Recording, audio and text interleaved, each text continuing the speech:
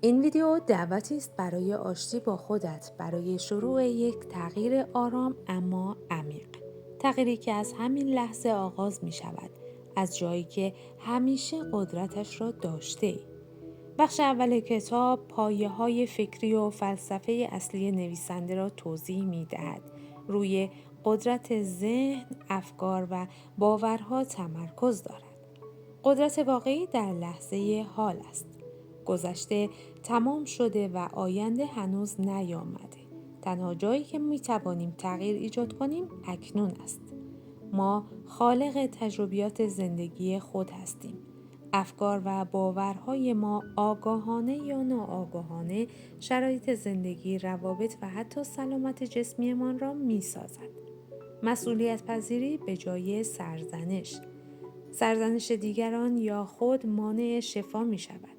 پذیرش مسئولیت اولین قدم تغییر است. باورهای محدود کننده ریشه بسیاری از مشکلاتند. باورهایی که اغلب در کودکی شکل گرفتند، مثل من کافی نیستم، می توانند باعث بیماری، ترس و شکست شوند. بدن بازتاب ذهن است. بیماری‌ها پیام‌هایی از ذهنند و نشان می‌دهند که نیاز به تغییر فکری یا احساسی داریم. تغییر از درون آغاز می‌شود.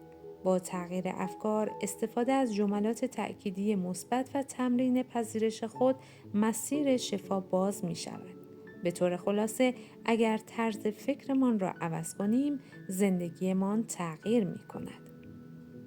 جملات تأکیدی بخش اول: من آماده ام طرز فکر قدیمی ام را رها کنم.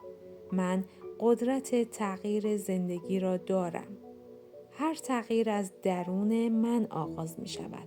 من مسئولیت تمام تجربیات زندگی خود هستم. افکار من آینده من را می سازند. من خودم را همان گونه که هستم می پذیرم. دوست داشتن خود کلید شفای من است. من انتخاب می کنم افکاری داشته باشم که مرا حمایت می کند. من شایسته عشق، سلامتی و آرامش هستم. لوئیسی پیشنهاد می کند این جملات را جلوی آینه روزی 2 تا 3 بار با صدای آرام و احساسی تکرار کنید.